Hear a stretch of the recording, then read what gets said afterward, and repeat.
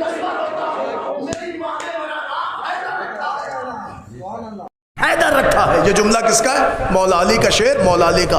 उसने लफ्ज़ हैदर सुना, भागने लगा, पीछे हट गया। कहा क्यों भागता है? कहा मेरी माँ ने कहा था देख सबसे लड़ना मगर हैदर से न लड़ना। मुतवज्जे हैं आप? मशहूर ज़माना जुमला है मौलाना कर्रार साहब मरहूम का। अजीज़ों कहिए तो मैं आपकी खिदमत में पहुँचाऊँ, मरहूम को भी सवाब हो।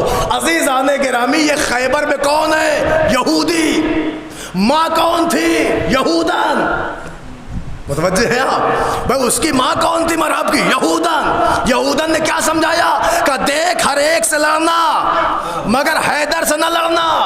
अब मैं आपकी खिदमत में ऐसे अर्ज करूं, देखिए अक्सर हमारे यहाँ अल्फाज में बोला ही जाता है कि हम अक्सर नून लगा देते हैं, समझ लेते हैं फीमेल है। मसलन मौलवी, मौलवन कर रहे हैं आप, मौलवी की फीमेल मौलवन, धोबी, धोबन।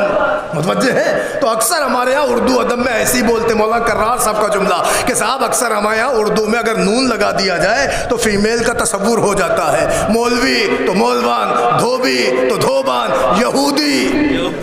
मुतवज्जे हैं आप?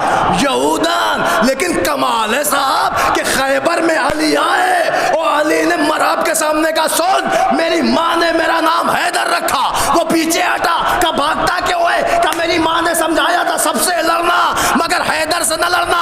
अब मरहूम कर्रार हुसैन कहते हैं मैं क्या बताऊं और क्या पढ़ूं? अल्लाह अकबर। अरे यहूदन को पता था कि हैदर के सामने ना हो, रसूलन को नहीं पता। एक सलावत पढ़ दे मोहम्मद। और क्या सुनिएगा, यहूदन को पता था कि अली से मुकाबला नहीं होता मगर रसूलन को खबर ना हुई। गौर फरमाया आपने?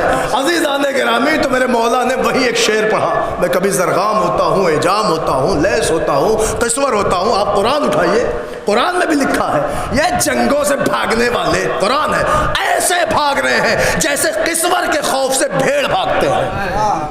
अब समझ में आया? भेड़िए भागते हैं। इसका क्या मतलब? इधर एक मरतबा किस्वर दहाड़ा, उधर भेड़िए भागने लगे। अरे बड़ी अलामतें लिखी हैं। अगर शेर भीनी भीनी बरसात में और चट्टानों से नशेब की तरफ उतरते हुए दहाड़े तो उस दहाड़ का नाम गज़नफ़र है। उस वक्त शेर गज़नफ़र होता है। शेर की अलग अलग किस्में हैं, जवानी में नाम और, ज़ईफ़ी में नाम और, शबाब में नाम और। अगर वो अपने शिकार को छिछोड़ दे, रख के छिछोड़ दे तो वो ज़रगाम होता है। अगर वो अपने पंजे की दस्तरस में शिकार को रख ले कि अब उसको भागने की उम्मीद ना हो तो लैस होता है। और फरमा रहे अलग अलग किस्में, लैस होता है। अच्छा, वो अगर शिकार को टुकड़े टुकड़े कर दे तो हैदर होता है। अब समझ में आया कि फ़लसफ़ा के असल में शबे खैबर मरहब ने ख्वाब देखा था कि एक शेर आया जिसने उसे टुकड़े टुकड़े कर दिया, टुकड़े टुकड़े कर दिया, टुकड़े टुकड़े कर दिया। अब समझ में आया कि मिसरे में अली ने अपने आप को हैदर क्यों बताया? हैदर वाला मिसरा पढ़ के बताया कि जो ख्वाब में टुकड़े टुकड़े करने वाला था वो हैदर आ गया। और क्या अज़ीज़ाने गिरामी, मेरे मौला ने बताया।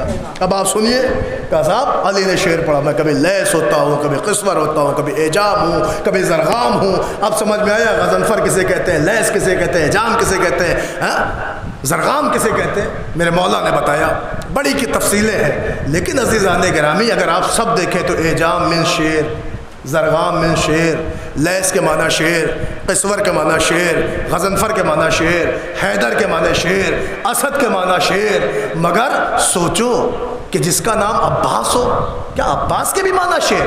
अरे भाई ज़हरा ने रखा है, कुछ तो फजीलत होगी शेर में। तो सुनो, उलमा ने लिखा, मेरा जुमला नहीं, लिखा है कि अब्बास किसे कहते हैं? काल अब्बासो हुवल असदुल लज़ी इज़ खाफत मिन्हु जमील उसूद। अब्बास ऐसे शेर को कहते हैं कि जिससे कायनात के सारे शेर डरते हो।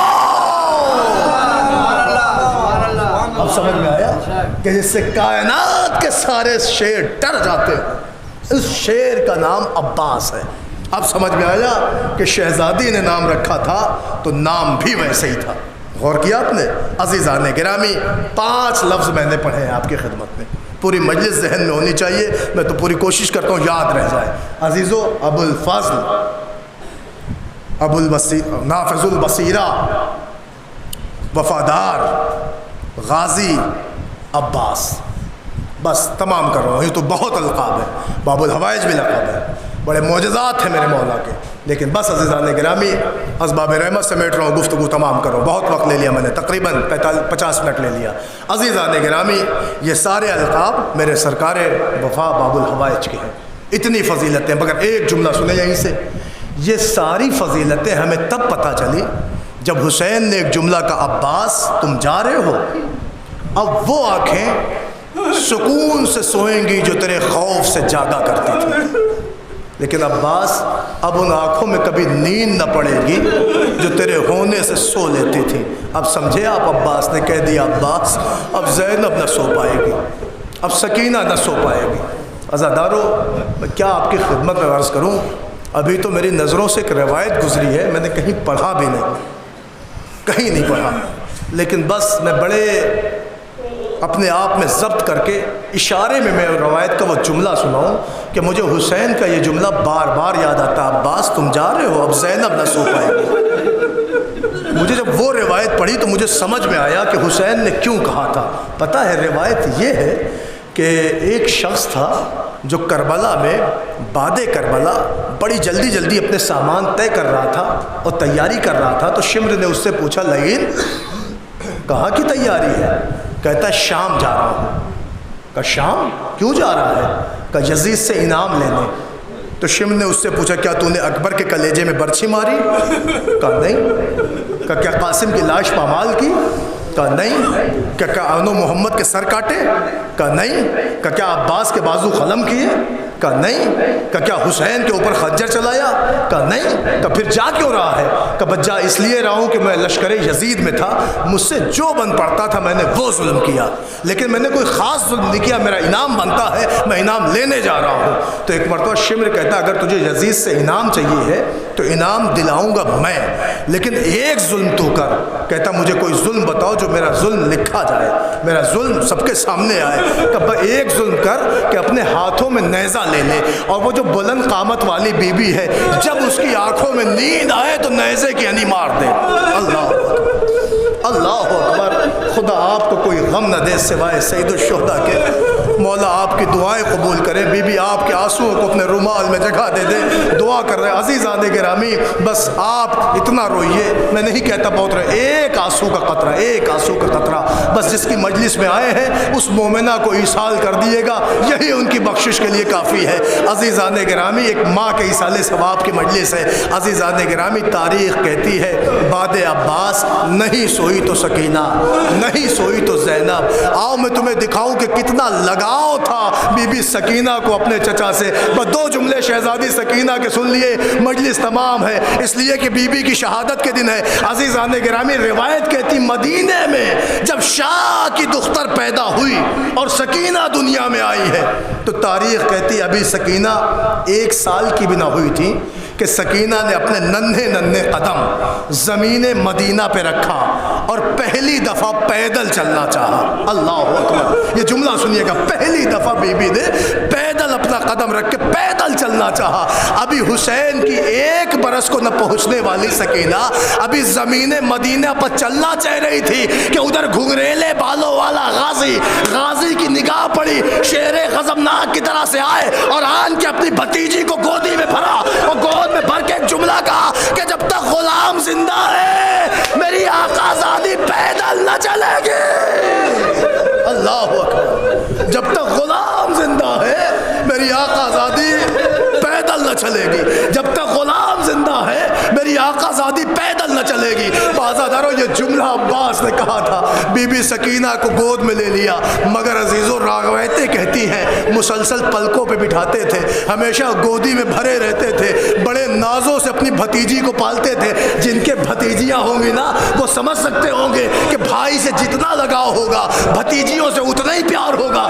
عزیزان گرامی مگر ہاں عباس کی وفا، اللہ اکبر، بڑا پیار تھا سکینہ سے۔ عزیزان گرامی تاریخ کہتی ہے کہ وہی عباس کہ جن کا سر نوک نیزہ پہ نہ رکا، ان کا سر گھوڑے کی ٹاپوں کے ساتھ ساتھ باندھ دیا گیا۔ عزیزان گرامی، روایت کا فقرہ ہے کہ یہ قافلہ کربلا سے 11 محرم کی صبح چلا، 13 محرم کو کوفہ آیا، 29 محرم کو شام پہنچا۔ روایت کی وہی جملے ہیں کہ جب شام کی راہوں میں قافلہ تھا تو وہ عباس جو سکینہ کو بہت چاہتے تھے، روایت کہتی اس کے گلے میں رسی کا پھندا تھا اور شمر لعین گھسیٹ رہا تھا اور سکینہ فریاد کر رہی تھی، اے شمر مجھ سے چلا نہیں جاتا، اے شمر پہلوں میں آبلے ہیں، اے شمر آبلے پھوٹ چکے ہیں، ارے مجھ سے چلا نہیں جاتا۔ عزادارو، روایت کا فقرہ ہے کہ چلتے چلتے شہ کی یتیمہ ایک مقام پر بیٹھ گئی۔ اللہ اکبر، خدا کسی بچی کو یہ دن نہ دکھائے، اولاد والے بیٹھے ہیں، اللہ آپ کی بیٹیوں کو صاحب عز و کرم کرے۔ مگر جملہ سنو، سکینہ چلتے چلتے راہ شام میں ایک منزل پہ بیٹھ گئی۔ ابھی بیٹھی تھی کہ ایک مرتبہ وہ کہ جسے لوریوں میں پالا گیا ہو، جسے نازوں سے پالا گیا ہو، روایت کا فقرہ، شمر نے تازیانہ اٹھایا اور آن کے اس یتیمہ کی طرف بڑھا اور گھڑکیاں دے کے کہتا اٹھو چلو، اٹھو چلو، اٹھو چلو، اور تازیانہ اٹھایا کہ سکینہ لرز کے کہتی بھیا سجاد، اللہ اکبر۔ سجاد نے زنجیروں کو سنبھالا، مگر عزادارو شمر نے پھر زبردستی کہا اٹھو چلو، اٹھو چلو۔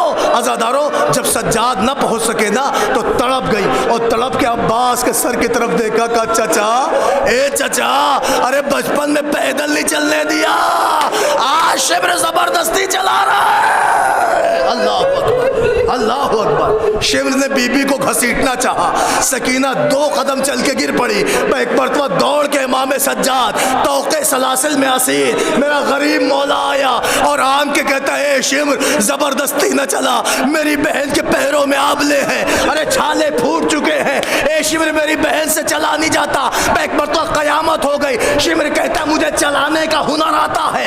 اب دیکھنا عزادارو، عجب فقرہ ہے، میں اس نے تازیانہ لیا، سکینہ کو چھوڑا، تمہارے اس امام کے پاس آیا کہ جس کے گلے میں توق تھا، ہاتھوں میں ہتھکڑی، پیروں میں بیڑی، امام عالم رکوع میں۔ ارے شمر نے اتنا تازیانہ مارا، سجاد زمین پہ گر گئے۔ اللہ اکبر، اللہ اکبر۔ ہو گئی مجلس، میں ایک جملہ مجلس تمام ہے، سجاد زمین کربلا پہ گر گئے۔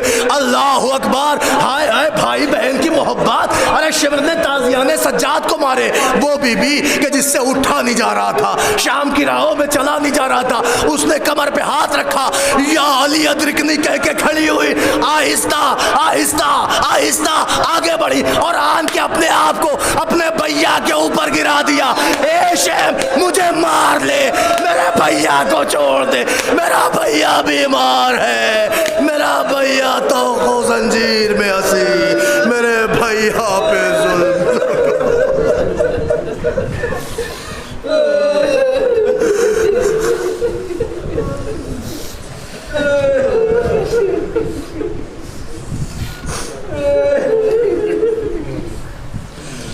سيعلم الذين ظلموا أيام قلب ينقلبون إنا لله وإنا إليه راجعون۔ بار الہا، تجھے واسطہ ہے محمد و آل محمد کا، ہماری مختصر سی عزا کو قبول فرما۔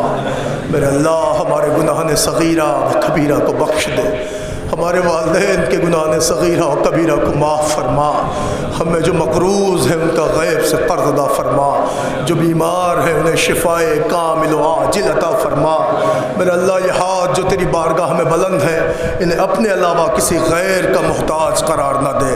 بانیان مجلس، سامعین مجلس، حاضرین مجلس کے تمام دلی مقاصد کو پورا فرما، روضات مقدسہ کی حفاظت فرما، جنت البقیع کے روضوں کی جلد جلد تعمیر فرما۔ اے میرے مولا، تجھے واسطہ ہے محمد و آل محمد کا، ہم میں جو حضرات بے روزگار ہیں انہیں برسر روزگار بنا، جو برسر روزگار ہیں انہیں ترقی عطا فرما۔ میرے مولا، اس وقت تیری بارگاہ میں جتنے بھی مومنین و مومنات اپنے دلوں میں جو بھی حاجات لے کے بیٹھے ہیں، تجھے باب الحوائج مولا عباس کا واسطہ، میرے اللہ سب کی دعاؤں کو شرف قبولیت عطا فرما۔ اے میرے مولا، اس مجلس کا جو بھی ثواب و مرحومہ کی روح کو پہنچے، ان کے پسماندگان کو صبر جمیل عنایت فرما۔ میرے اللہ واسطہ واسطہ محمد و آل محمد کا سرکار حجت کے ظہور میں تعجیل فرما، ہمیں ان کے آبان و انصار میں شمار فرما۔ ربنا تقبل منا انک انت السمیع العلیم۔ حضرات گزارش ہے ایک مرتبہ سورہ حمد اور 3 مرتبہ سورہ اخلاص کی تلاوت فرما کر مرحومہ شمیم بانو بنت طفیل حسین اور مرحوم مظفر حسین ابن بخشش حسین مرحوم کی روح کو ایصال فرما۔